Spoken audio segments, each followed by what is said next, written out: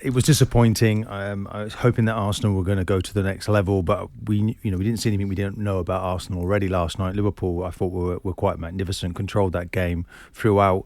There were problems for Arsenal. I think Ødegaard coming back, having not trained, Smith Rowe as well, not seen him for a while, didn't have their best of games.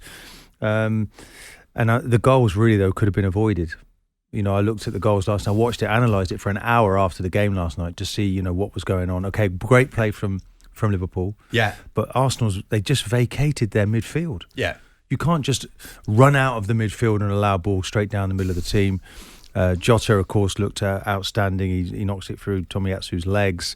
Once you let him back inside there, it was very difficult to defend. I think it was a scuffed shot. There was some luck about it, but Jota, he deserved that luck because of the way that he played. Alexander-Arnold. We'll talk about him in a moment, but the red mist descended again, this time Thomas Partey. What does Arteta do about this? 14 players now sent off since he's been. It's unbelievable. It's ill-discipline. I don't think Partey should have been coming on anyway. I can't believe... Just arrived at lunchtime. I can't believe... From AFCON. But I do feel this is where I want protection, and, I'm going to say about welfare again. There should be a rule, Jim, where you don't play a game of football unless you get 60 hours between games as a player. Yeah, but presumably he wanted to play. Well, of course, what else is he going to say? He wants to come back. It's the opportunity at semi-final. But, when he came on, okay, look, once you're on the pitch, then you make the correct decisions. You don't make stupid challenges, and that's what he did. But I felt the game was gone. At 2-0, was he really going to get back into it? I mean, we've got Xhaka out, we've got Partey out now, we've got all these issues in midfield. So it was too much of a risk. I would have just left him there and just accepted it. The game was good, was done. So the manager plays a part in that. But Partey should have... But you can't really blame Arteta for Partey's ill-discipline. No, you can't. But then what is the problem with the players in terms of the discipline? Why are so many players being sent off? That now doesn't reflect well on the manager. They're all in this together. So they've got to keep 11 players on the pitch. They're not good enough to win games with 10 players. And I'm going to say that we were actually the team that we had, but it became a problem for us even then. And you have to stay above the line, Jim. I keep saying Mark, this. When you're getting players sent off, is it because you're playing against teams like Manchester City and Liverpool that are better than you, that are stretching the game, putting you at full tilt, and then taking Arsenal, out of their comfort zone and putting them in positions that perhaps if they were getting sent off against the Norwiches of the world and other teams that Arsenal would expect to be winning games against, they're not under the same level of duress, both psychologically and physically in a game. Correct. I mean, there is a pressure, the expectation. Maybe that's creating an issue. But if you look at Xhaka's sending off just a week or so ago, that was a total madness. It's against Man City. Yeah. So Man City are running riot with Arsenal. It was. Liverpool were doing the same. It was, but he didn't need to make the challenge. And he gets sent off. Players, Partey didn't need to take... Xhaka, experience. Partey, experience. This is the thing now. If you're the manager there, you're saying, guys, he's got to clean your act up because it's reflecting on me. It's looking like the environment I'm creating. Okay, you want an aggressive Arsenal. You want them to be like street fighters, but you want them to be sensible. Yeah. And not make silly decisions, and that's what was happening last night. I mean, there's Craig just going through there. How ironic that Martin Keown is talking about the red mist descending amongst the Arsenal of course, players everyone last will night. throw that at me. It descended with you. I did, yeah, but and I got sent off 7 times. 7 times in the Premier League. Yeah, you know that because you told everyone a couple of weeks that's ago. That's a poor analysis because Martin played in an Arsenal side that were at the very top of their game. Oh, listen to you. No, but if we're Keown. going to compare something, then let's compare it objectively. It's an easy, cheap shot to say, well, Martin. So basically, anyone who does anything can never speak about it. They're on afterwards. I would have thought he was more equipped to speak about it than anybody else. And the bottom line is, he was playing in a side that was challenging the very top at the end of the Premier League. Yeah. You've got an Arsenal side that's in rebuild mode. So they're different animals to be comparing to one another. Everybody's having a swipey at this Jim, morning. we were at fever pitch. You don't have to read that out if you don't want to. No, just in general, not about you. Spurs Andrew coming in this morning. Give a special shout out for Thomas Partey, the first player ever to get kicked out of 2 cup tournaments in one day. I mean, he's not wrong, is he? Not wrong. It's not bad going, Thomas, is it? I'm sorry, but if you're listening, it's quite an achievement. But they've got to do something. I mean, because it's not progressing as maybe it should be for Arsenal. No, but... Or as Arteta would wish us to believe. Personally, I still feel the top 4 is achievable. Whether they get there or not, I don't really know. If we look at Manchester United, I think, 8 points from the last 5 games. They've not necessarily been, perfect recently. West Ham lost to Leeds at the weekend. Achievable or a must, Martin? Spurs have got 4 games It's a must. I don't know if it's a must. I don't see an appetite. I don't see an appetite to change managers if they don't make the top 4.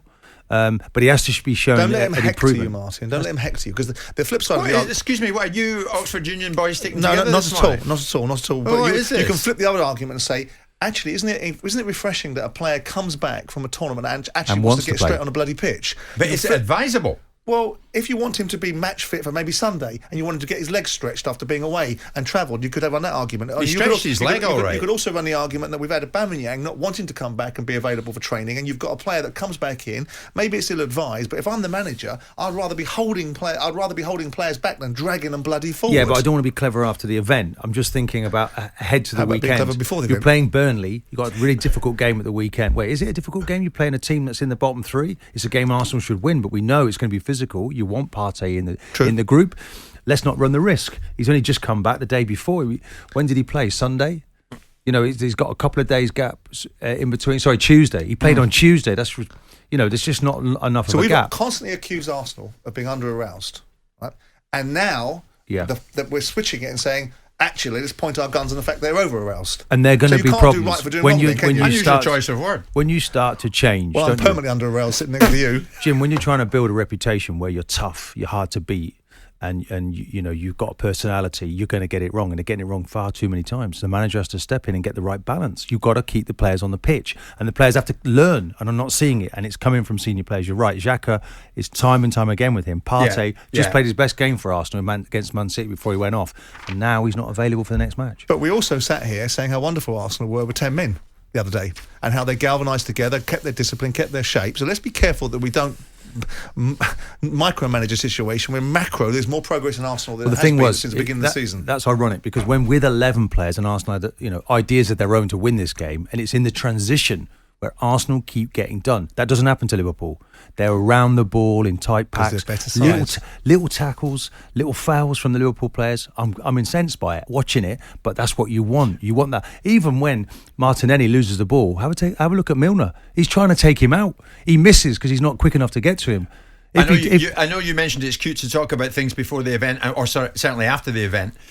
But be honest with me, last night, Martin, looking at it, did you think Arsenal would get to the final? No, I didn't at any point really feel it was going to happen in front of goal. What Not a does single that tell shot you? on goal What in does the that first tell you? half. Before the event, you didn't think they would get to the final? No, Before the game you did, didn't you? Before the game, I was hopeful. But then, Liverpool are on another level. And suddenly the tie turned. The pressure was on them to win that game at Anfield when they went down to 10 players. And Arsenal was celebrating a little bit. And I think Liverpool thought, OK, we'll stall that. And we'll make sure we'll put this right when we go to the Emirates. But to be fair, I mean, Liverpool scored their opening goal against the run of play. Arsenal were in the game for the first 30 minutes. They did well. And in good nick. Yeah. In the first 30 Is it minutes. unfair to Arsenal say were lively last night. Is it unfair to say they're miles off? No, it is. I think. Look, I saw Martinelli play last night. Absolutely fantastic performance. But there's an element of people watching him and not joining him. And even the goal they concede, Alexander-Arnold plays a lovely ball in. The back two. Oh, yeah. The back two, Ben White. Ben White has to take his line off of Gabriel. Yeah. He goes too high. Yeah, he's offside with him, but he's not offside with Gabriel. Yeah. So there's technical things that need to be resolved at the back there. They could have rescued both of those goals. Yeah. And then it might be And a you look at different Liverpool, story. they've got to play like Fabinho. That makes such a big difference to them. Look at Brilliant. that particular moment in time when True. Martinelli's mugged Van Dijk. True. He's about to pull the trigger and boom, Fabinho's there. A whole bunch of Liverpool fans saying, enough! When are you going to talk about us? We made the final. We will after this break. It's Friday morning. It's Jim White with Arsenal Invincible Martin Keown and the under-aroused Simon Jordan. Jim White and Simon Jordan. Monday to Thursday morning, 10 till 1. On AM, on DAB, via the talkSPORT app and on your smart speaker. talkSPORT.